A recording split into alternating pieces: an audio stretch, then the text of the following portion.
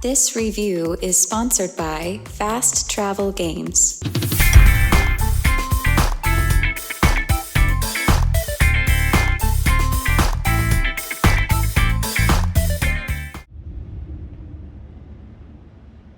Everslaught Invasion, released May 18th, 2023 by developer MobX and publisher Fast Travel Games for MetaQuest. The developers, being the committed folks they are over at MobX, decided though, with the help of a most supportive community willing to give constructive feedback, did a complete overhaul, reworked the mechanics, then released on November 20th, 2023, the Resurgence update. And a resurgence indeed it was. Thanks to Fast Travel Games for the review key. Look out for Season 11 of the Lab Video Game TV, the TV series on Flow One. Download the official Flow Sports app to watch us on Flow on the go in 25 countries across the Caribbean. Visit the website at thelabvideogametv.com. Reach out at contact@thelabvideogametv.com. Now, while I'm not saying Everslaught Invasion was dead, with this new Resurgence update, let's check out this resurrection.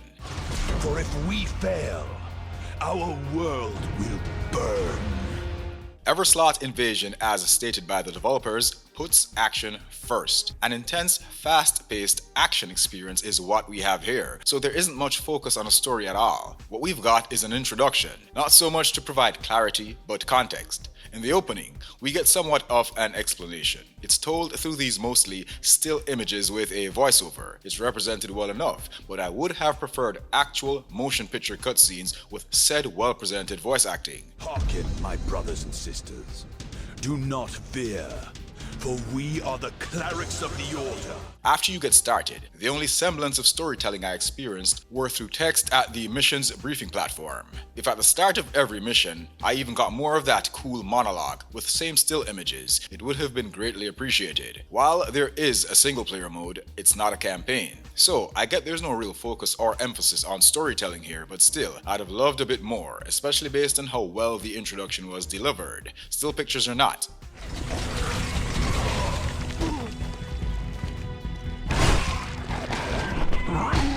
Over in sound, like I said, the voice work in the intro was great. Well done. The music is pretty good. Top tier even. Some really high quality work here from the composer.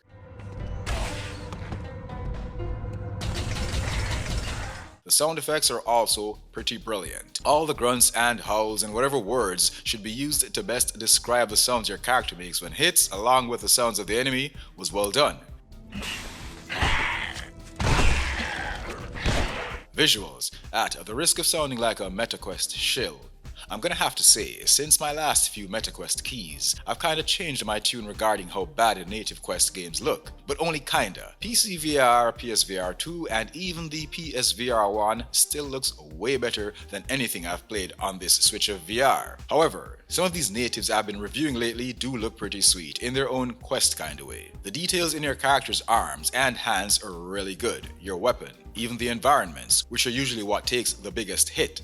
But for a Quest 3 Pro and 2 title, I'm satisfied. Even the character designs for the opposition, pretty good work MobX. And these visuals actually look better in the headset than what you're watching here in this flat video. Over in gameplay, this is where things get real good. This is where this new The Resurgence update shines bright. If this genre with these mechanics are your kind of thing, of course.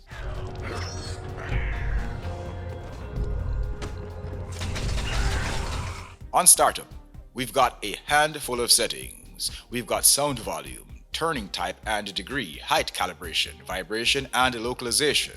I would have loved an option to toggle grip on or off, but hey, I'll play the hand I'm dealt with this one. Here's what's presented with the Resurgence update. Devs have done away with the wave-based horde mode. Now we've got something more along the lines of a hack-and-slash action RPG with slight roguelite mechanics. I know the term slight roguelite seems redundant, but I didn't notice anything like procedurally generated maps, which is a key staple in roguelite and likes. And with the XP system, where you're able to level up whether you pass a certain point like a boss battle or not, isn't what I'm accustomed to from roguelite and likes. But I'm not exactly a connoisseur of all things roguelikes, so who knows?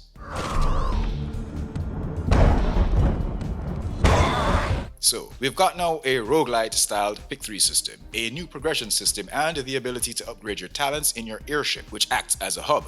All maps are unlocked at the beginning, and you have access to both gauntlet weapons for your characters.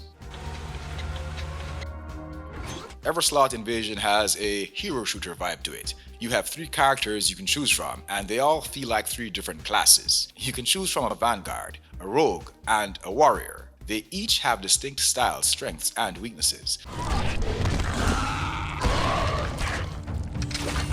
I started out with a warrior but ended up sticking with a vanguard.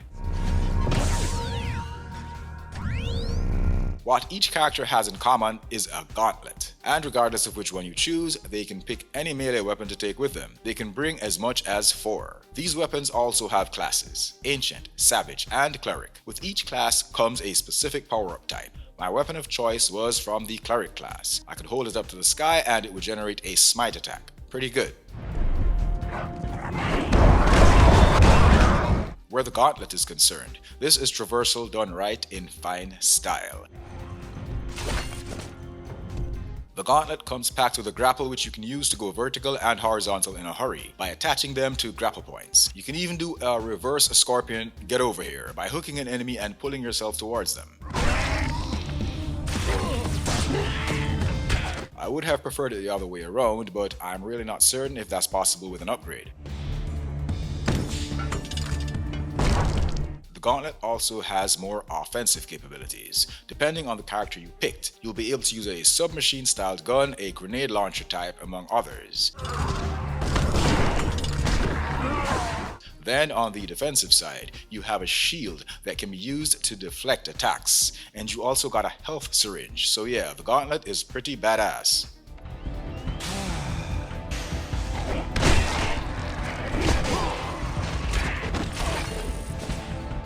You also have a dash, which, like most everything else in your arsenal, works with a cooldown mechanic. The same dash is what is used as a jump also, and you can also dual wield, but will need to put away your left hand melee weapon in order to use the gauntlet's offensive capabilities. This is a part of the reason I would have liked an option to select grip toggle on or off.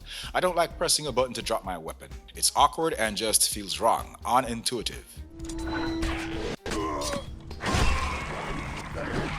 How the pick 3 system works is, you're presented with stone tablets. After slaughtering a certain amount of enemies, you get a break to pick your next power-up. These range between common, rare, epic, and legendary. Some offer you defensive buffs like health. Some offer offensive, strength, power, and specials. The general gameplay loop in Everslaught Invasion goes a little something like this. You select your map in the dropship. You're then savagely, literally dropped in the field, without any kind of parachute, I might add. Then you proceed to clear increasingly stronger enemies. Pick your buffs when presented, choose these buffs wisely based on your playstyle, what suits your preferred survival method. Use your dash, jump, shield, melee weapons, and of course your trusty gauntlet's traversal abilities to zip about the maps to evade attackers and find vantage points to create a fast-paced, quick on the toes winning strategy. Sometimes to simply get a breather to use your health syringe.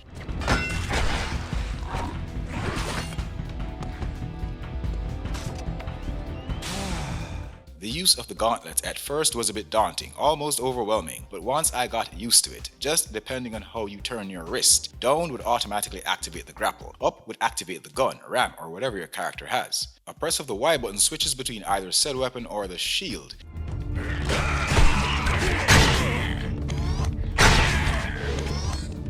And grapple points work like a charm. Once I got that groove down, I immediately got the feel the devs were going for and why they went heavy on the action and not a story campaign. Although I still hold firm that a fleshed out story with cinematic cutscenes would have added value, but I digress. You can smash crates and barrels to find ammo. By dispatching the enemy, you'll get blood vials, which is used to fill the syringe and as currency for upgrades. Then last long enough for the map to turn red, which signals the coming of the boss. Should you achieve victory on your run, you'll be awarded valuable XP and blood vials, which both go towards your leveling up. You can level up talents, which when leveled up goes right across the board for all characters. Then you can level up each character's class skills. Progression is slow and steady, but with gameplay mechanics like these, you'll appreciate and respect the process.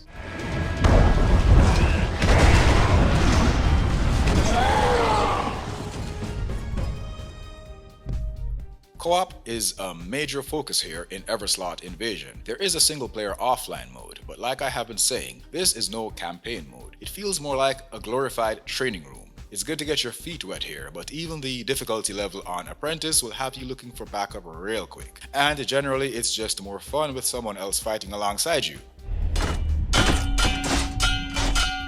I did have a good time by myself, but the best bet is to start off in multiplayer. Create a lobby so anyone can drop in when ready. So you can start out by yourself and at any time a random can pop in and raise up the fun factor. You can do that, or if you have friends up to it, you can create a private room with room code invites only.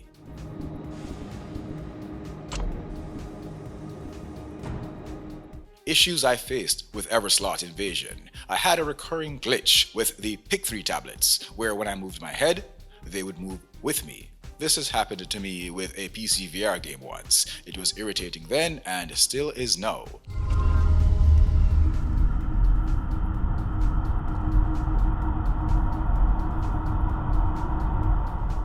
Then sometimes, not often, the gauntlet wouldn't switch between defensive and offensive. I'd press the button, but nothing happened. And I had some stuttering, freezes, and crashes. Based on the devlogs I've read though, MobX works tirelessly on Everslaught Invasion, listening to player feedback, so I trust these kinks will be ironed out in an upcoming update.